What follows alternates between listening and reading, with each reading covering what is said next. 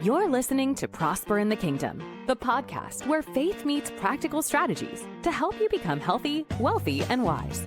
Join hosts John Cleaver and Wendy Lee as they share insights to equip you in your journey toward abundance, spiritually, financially, and beyond. Just a reminder, every situation is unique. The content of this podcast is for educational purposes only and should not be taken as specific financial or medical advice. Welcome back, everybody. We are here with another awesome show for you on Prosper in the Kingdom. I'm your host, John C., with the ever amazing Wendy Lee. Wendy, say hi. Hi. Be friendly. No, I'm just kidding. She's being mean this morning, everybody. So I'm just going to throw that out there. No, we're gonna talk about an exciting topic, and this is really geared more towards solopreneurs, entrepreneurs. Maybe you've had a business in the past and you kind of wish you still had one or something, but something happened. So, it's not all wins, right? There's not always a big, you start a business and all of a sudden everything's amazing and you sell it for $1 bajillion and it's like you sail off into the sunset in the Greek Isles. It doesn't always work out that way. Sometimes you hit some bumps along the roads, and sometimes you hit some major bumps, or even the business fails, or some, you didn't do the things that we're talking about in our podcast, and you learn the hard lesson. And sometimes that's the guy upstairs. That's the lesson he wants to teach you, and it happens in business, and it happens, all the time. So I'm going to share a story of mine today. We're going to share the lesson learned, and then Wendy's going to share one of her stories. Actually, two different little perspectives, but I don't want to steal your thunder. I guess I should have asked Wendy if you've had any struggles in business, because it seems like everything you touch turns to gold. But yeah, no, business smiling. entrepreneurship is not all sunshine and roses. And it's so crazy to me because I'll hear people be like, oh, this is like, you just, in this space, you start to see people that quit often and quickly. Mm-hmm. And some people, let's just face it, are what I call entrepreneur snowflakes, right? The first little bit of heat that comes at them, they melt, throw in the towel, and walk away. Yeah. And I think, honestly, that's just them looking for a reason to quit. Yeah. So that's just my 2 cents. Well, anyway, go ahead. I'm sorry. Like the Bible says that, like, we're gonna face trials. Mm-hmm. That is part of life. And the cool part, though, is it says those trials help us develop perseverance. Yeah. Right. And perseverance character. And so taking the hardships that come our way, it's all about perspective. We can look at it. I mean, I went through this the other night. I shared on my stories, but I was having struggles with getting some stuff tech side to work. And I was like, all of a sudden, like, the enemy's attacking me. You're a failure. Nothing you do is ever going to work. Like all these voices in your head telling you, like, you just, are no good. Well, that's, we can sit and wallow in that and give up, which people do. Or a lot. You can be like, you know what I did? Let me take a break. Let me pray. Let me take a nap, go to sleep. And then come back and say, no, I know what I'm created to do. I know my purpose, and nothing is going to stop me. And not to make this political, but the other day, Erica Kirk was speaking at the Turning Point event, and she said, we need to reclaim our territory. Yes. The enemy, God wants us to keep our territory. The enemy is not coming after trying to destroy you. He's trying to take your territory. He knows that as Christians, we're saved by the blood of Jesus, that he can't take our salvation, but he can take our territory by allowing us to lie down and give up when things get hard. So it's wild. It's wild you mentioned that. I'm actually reading an old book. Let me grab it here. It's right here on my desk. Prayer of Jabez. I broke that out of the library, and it's talking about expanding my territory. But that's exactly right. I mean, and if you can relate to that, I'd love you to kind of chime in the comments. I've struggled, or I've had the enemy attack me, and that's exactly what it is. Wendy is 100% accurate. It's not the fact that he's coming after you personally, but he wants you to sit down and shut up, basically. Mm-hmm. And, so what does he do? He throws obstacle after obstacle after obstacle at you. So he can't attack you personally, And think Job, right? You can't harm him, but let me throw every obstacle in the way in front of him to deter him or her. If you're out there as a business entrepreneur, but that's also you hear people talking about their whys. Why did you get in business? And if you just got into business to make money, you're going to struggle. You may be successful short term, but in the long term, it's the struggles and the challenges that are thrown at you. It's those whys. Why are you doing this? Like what I do with the financial planning, the business coaching, the stuff like that, and helping others succeed, serving others. It's biblical and it's my why, and I'm passionate about it. I will do it till the day I drop. I'm not going to retire from this. Yeah. I'll go down a little bit, but I'm not going to retire from it. But and like when he said, it's the lessons. This is what gets your skin thicker when you're out in the entrepreneur world. I mean, so many people see a successful entrepreneur and say, oh, they must have did the one thing and they just got it. And I'm not that person. No, what you don't see are all the trials and tribulations they went into. And if you're an entrepreneur out there, comment, agree, exclamation point, if you have gone through struggles and nobody saw them, but all of a sudden the success shows up and then they're like, oh, that was easy for you or this, that, or the other. But there's a lot of, I've literally, been down on my knees crying about this business, praying about this business. When I was first starting out, I made some mistakes in my first business, which I'm going to share. My very first business was, I got laid off my very first time, 2000. So this is going back 25 years. My wife at the time, we were pregnant with our first and had just purchased a new house, and our company was acquired, and they said, we've got, the same person doing your role on our side, so we're going to let you go. And it was scary. I mean, I started my own company, out of my extra bedroom, started doing mortgages on my own as a mortgage broker. And but I wanted to do it the right way. I'd been involved with Crown Financial Ministries at the time, so we were really educating people on how to buy houses and things like that, and really helping them out financially. We were doing the debt snowball back then, and I brought in a really close friend of mine who he was good on the accounting side, right, and not so much on I guess he was good on the people side too. But anyway, he brought some stuff to the table that I didn't have. I was the visionary, the structure guy, getting it all set up. He was the accounting guy, did the books and stuff like that. And he also did mortgages as well. So it was kind of like, we were tag teaming, kind of conquering the world, so to speak. And it went well. I mean, that business grew. We ended up adding a real estate company, and the real estate company's still in business today, 25 years later. And I ended up getting to a point where I wanted to continue to grow. He and then the partner we brought in on the real estate side were kind of set, their thermostats were set at a different location, which was fine, and I got to the point where I was more frustrated because we weren't growing. And so, and again, partnerships are like marriages, guy. Make sure you do your homework and you're positive that that's what you want to do. So anyway, I ended up working out a deal and sold my half of the company to my partner. And, we worked it all out. He was excited. I was excited. And this was in 2006. Okay. So think mortgages, 2006. So I'd owned the company for 6 years. It was doing well. And I'd gotten an offer that I just couldn't refuse from a corporate thing. It was an international thing out of Chicago. And so I wanted to spread my wings, so to speak, and kind of get that under my belt. Great experience. But I sold the company and everything was fine. And we had, because we were a newer company, when we signed up for credit lines and stuff like that, I personally signed as a personal guarantor on some things. And so part of the conversation was, hey, you're going to take over this debt. The company's going to take over the debt. And he's like, yeah, no problem. I got it handled. And keep in mind, we had been friends for a number of years before that. Right. And so I, took him at his word, and to a point. And, I finally, about a month after the sale, I'm like, hey, you get that squared away? He's like, yeah, I'm actually meeting with, bank X. I'm not going to talk about the bank, but, and he's like, here's who I'm working with. You can call him and confirm, inspect what you expect. So I'm like, okay, yeah, but I'm going to go ahead and call the bank anyway. Called the bank, and they said, yeah, we're finalizing paperwork. We should be done here within a week or two, and you'll be fine.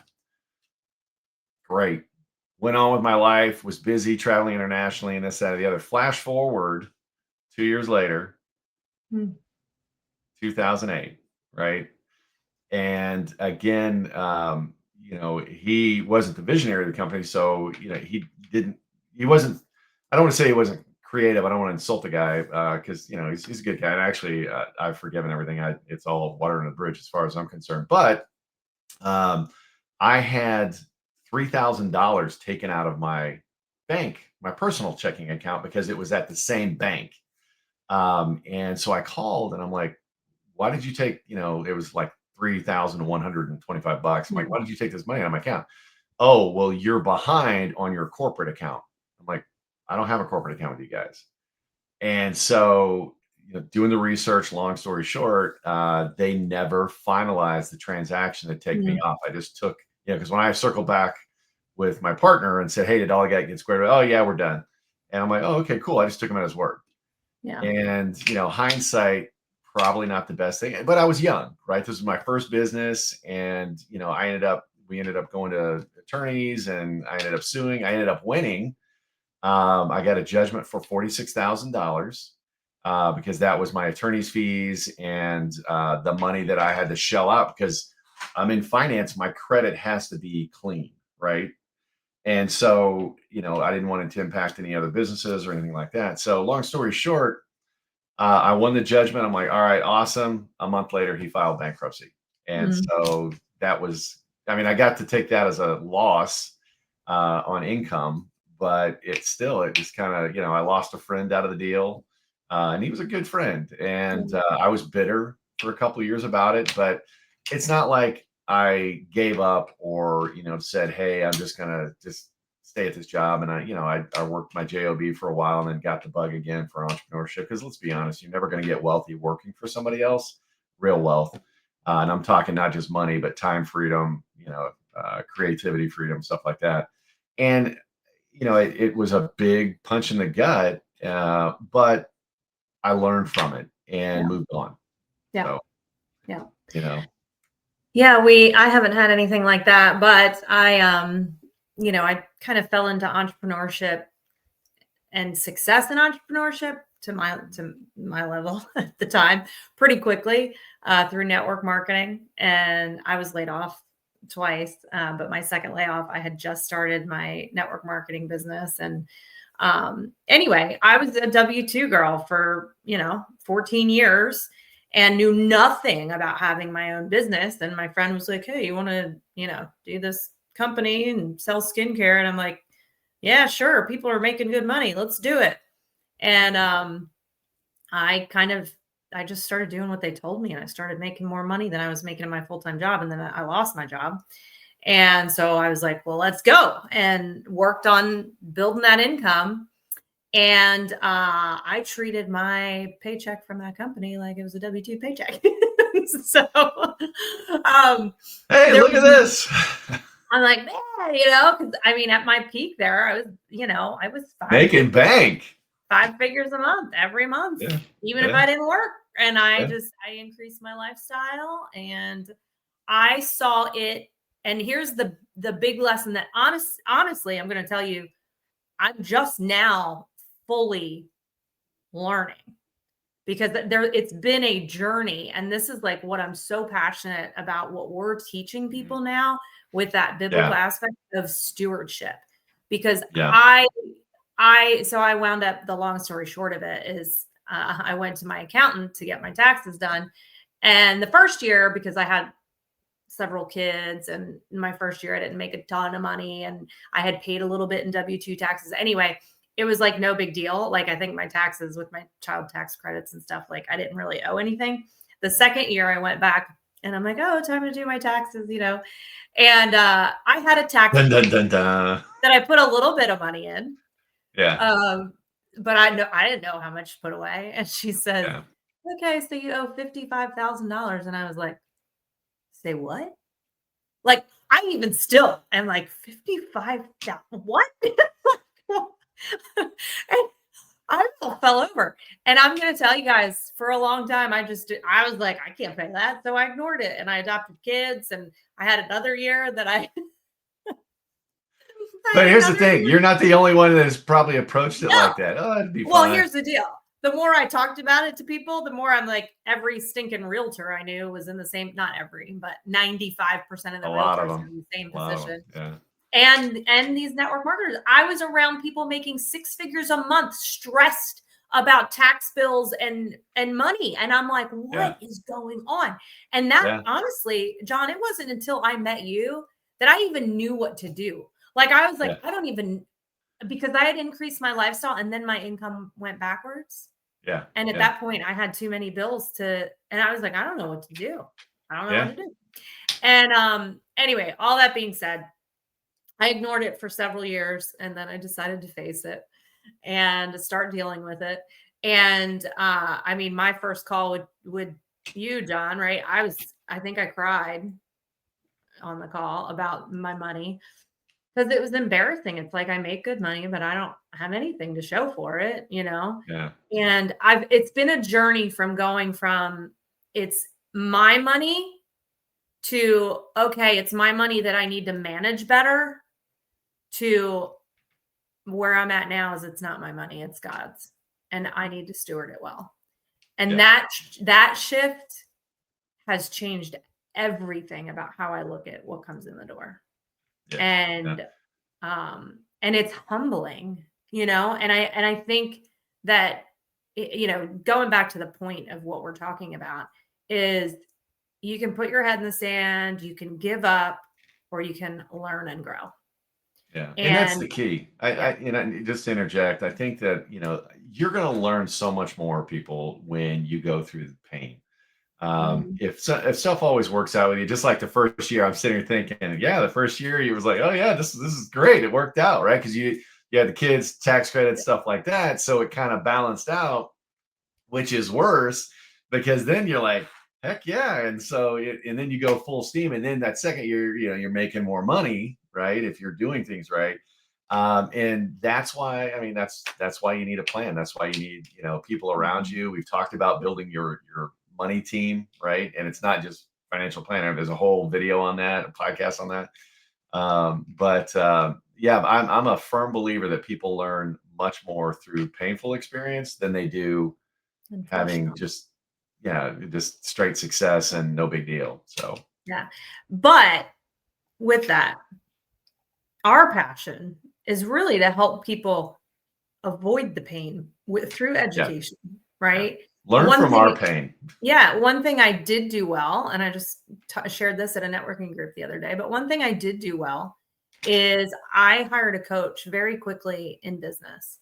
And when I did that, I was able to learn things at like light speed, right? I was able to collapse time and grow my business quicker because I was able to get the knowledge of someone else who's been there, done that, and there are different ways to learn, right? We can learn the hard way and go through the trials and errors ourselves, or we can get mentorship and be guided in the right direction to avoid some of those mistakes. Now, unfortunately, it takes some of those major mistakes for us the light bulb to go off, to go, hey, maybe I can't do this on my own. Maybe I do need help. Well, and that's where it's, you learn more through pain. Now that pain can be yours, which in most cases, especially with, small startups, solopreneurs, stuff like that, that's how it goes. Because they think, oh, I can't afford this or I can't afford that. A lot of situations, the cost, the return on the investment is so much higher, whether it's in sales or, increasing productivity or things like that, or just how to structure your business properly. And I'm not just talking from LLC or not. You just, looking at the overall scope, but you can learn from somebody else's pain. And again, going back to my first statement, that's why we do these podcasts, is to share, hey, here's some things to think about, learn from our mistakes. But, today we wanted to come out and just straight up, hey, this is some pain that we've had. Not that I would put that on my resume, right? But I learned just as much from that. And there have been some bumps in the road like that, but let's talk about, okay, so you had it. Now what, let's learn from the rebuilding. So, and that's one of the things, you never really lose, guys and gals. And I say guys unisex, but you've never really, you never really lose until you quit. Right. Everybody gets knocked down. If you're struggling with taxes like Wendy, or, situations with a partner like I had or stuff like that, you're not the only one. Yeah. Most entrepreneurs, most solopreneurs, most small business owners go through those struggles. But the key is not to live in a silo. Not that you want to post it on the internet, but find somebody, find a coach, and work with them on how to do that stuff. But really, let's dig in on. You've learned the lesson now. How are you rebuilding from that? How are you learning from that? And I'm gonna kind of tell you like a little bit of an interview for you, Wendy. But what's that next step for you? For me personally, are you asking me? Sorry. Yes. I'm sorry, I don't have a microphone. Yes, but here. Sorry. Sometimes when you say you, I'm like, are you talking to Tell me, me, Wendy, what are your thoughts? Yeah, for me, I mean, there's a lot of things, but one is just taking the next small step. Like, I think that a lot of times we see this giant mountain that we have to overcome and we get overwhelmed, like Yes. for me with that tax thing, I was like, oh, like, Yeah. I mean, I'm telling you guys, there's been some dark moments. I'm sure people out there can relate. Financial stress can bring you some dark moments. Yeah. And Yes. if you just start to look at it as this mountain that's like clobbering you, and the only way out is one step at a time. How do you eat an elephant? One bite at a time. African One step at proverb. a time, Yeah. and go, okay, what's the next right move? And one of those next right moves for me, I had read the book by Mike Michalowicz, Profit First, and then met with John. It was kind of all at the same time when I met John at the first time. And it was like, okay, I've got to start telling my money what to do. Right? I've got to start, or as I would say now, really stewarding what comes in the door. And let me tell you, that's been a process. It's been a journey because I was upside down, and as an entrepreneur, you have these highs and lows and ups and downs. And it's like learning to make, and I made mistakes after that. I came into a bunch of cash at one time, and I wound up investing in something I thought would grow my business and absolutely did nothing for my business and wound up being a waste. And that money could have gone to paying off debt or to savings or whatever, So there's been mistakes since then. So it's just been this journey, but it's like, I have to take the next right step, Yeah. and surrender it over. And one thing that it's turned into, which I'm grateful for the trials, because it's turned into the fact that now I'm turning around and helping others. And that's kind of become my mission and my passion is, I came from the network marketing industry where nobody's talking about what to do with your money. They're just talking about how to make it. Make more. Go buy that car. Live the life. Yeah. Make it till you make it. And they push in that industry they did in places I've been, not everywhere. There's a lot of good companies out there. Yeah. Get the car, take the trip, do the things, right? And so you've got to, anyway, so it's become a passion of mine, getting back to my point, become a passion of mine to teach other entrepreneurs, not just how to make money, but how to manage and multiply it and how to do it with wisdom and with peace and purpose. And so all those trials have turned into really a mission, which is cool. Well, and that's kind of, my story too. Like I said, when I came out of that, I was bitter, because 46 grand is a lot of money, man. And I don't care who you are. Right. And, and not only that, it was a trusted friend and ally that had kind of, created that situation. And so that was the personal, I'm not trying to be overly sensitive, but it was a personal hurt too. Right. We had built something together and I kind of handed over the keys, made an agreement, and then, he wrecked it and just walked away, kind of left me holding the bag on a lot of stuff. But, I learned from that. I mean, I learned personally to forgive. I'm like, if I saw him now, I'd probably say hi, have a beer with him or whatever. I don't know that I would hang out with him, and I'd probably make him pay for the beer. But it's just one of those things that I'm not, it happens as part of it, right? It's part of the journey. And I've learned from it. I structure deals now to make sure all the I's are dotted, T's are crossed. And I bring in third parties too. Like the stress, the tax stuff that you do. I'm very almost religious about that. I got a letter from the IRS a couple weeks ago, and I'm like, oh, I saw the logo in the Internal Revenue Service on the envelope, and I mean, my gut just like,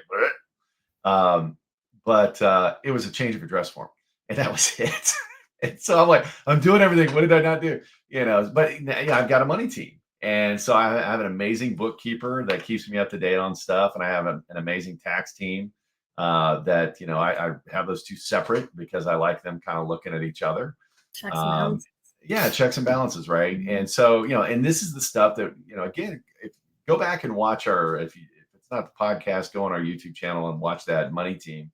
We talk about that. I've got a team of attorneys that I work with. And, that sounds like, oh, he's got a team of attorneys. He must be making bajillions. I'm not. And that's the thing. We partner with companies where it's extremely affordable. Even a startup solopreneur can afford this stuff. Yeah. And if you're in business today, it's crazy not to have it. But that's why, I started Prosper in the Kingdom. And, we've launched this whole other, channel now. I've partnered with Wendy and we're doing a lot of the coaching stuff and, things like that. And so that's those lessons are like, hey, let me share my pain so you don't have to go through it.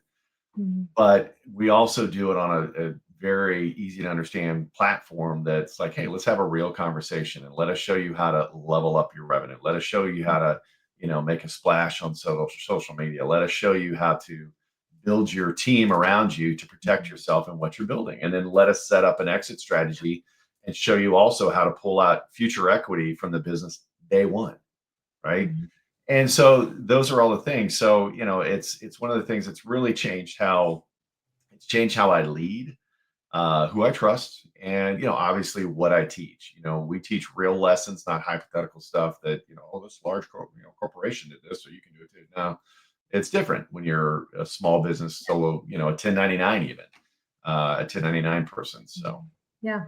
And I just want to reiterate having that team, right? Like a coach, an accountant, a bookkeeper, the different people that, and it's, you're not hiring these people full time. Okay. It's fractional work, right? Yeah. But I've got a fractional CFO, right? Yeah. Yeah. When you have these people, I mean, even my partnership with you, John, like, with our business and the way that you handle some of that stuff that like legit in my other LLC, I ignored and got in trouble with that too. But I had to learn, like, that's not I am not an organized person. I'm just not. I'm a good marketer. I'm a good salesperson. I'm a good speaker and motivator, right? When it comes, and I'm actually pretty good with tech, but when it comes to like organizing and keeping up with like all the little things you have to do to run a business on the administrative side, I like fail miserably. So I can keep failing miserably and beating myself up, or I can partner with people that are better than me or find someone that takes over that in the business. But you've got to like lean into your strengths and either hire out or partner out your weaknesses. Yeah. Otherwise, exactly. you keep in the same cycle. So, what's the call to action, right? So why are we talking about this? Obviously to share why we do what we do. Okay. And to remind you that you're not alone, and to also remind you that failure is part of the process, right? It's part of the journey. Maybe you're going to have a little failure here or there. Maybe you're going to have some big failures along the way. But the key is to not stop if you've hit a wall, right? Take a pause, figure it out, and then move on. I mean, maybe your finances are tight. Maybe you're feeling a little overwhelmed right now. Maybe you feel like you failed. This is your wake-up call. Okay. You haven't failed. Again, it's just part of it. It's an event. It's not your identity. So, brush it off and move on. And you've got to start with, you've got new wisdom, maybe a little bit of humility, and, you've got your community with us, right? And maybe some other people that you're working with. But, Wendy, you want to talk a little bit about our business coaching and our entrepreneur community that we're setting up in 2026? Yes. So our entrepreneurs community, I think it's called Wealth Builders something. I can't remember the exact name. PITK Wealth Builder. Yeah. There you go. PITK Wealth Builder community. That's going to be up and running very soon in a few weeks. So reach out to us, comment wealth below, or comment community below, because wealth is for our wealth map. Comment community below if you want access to that. Starting in the new year, there's going to be lots of, we'll have guest speakers in there, different trainings for you to access. And, John and I will be in there sharing things as well. And then as far as coaching goes, I like I said, one of the first things I did was invest in a coach. I've invested over $100,000 in coaching through the years. And some of that I learned what not to do, and some of that I learned what to do. But it's powerful to have another person looking in on your business. And John and I cost nothing near $100,000 to work with. No. Not yet. No, I'm just kidding. No. But if you guys want coaching, we launched our coaching program, and I love what we bring to the table because I have like the marketing, social media, how to talk to people and have conversations, that kind of sales.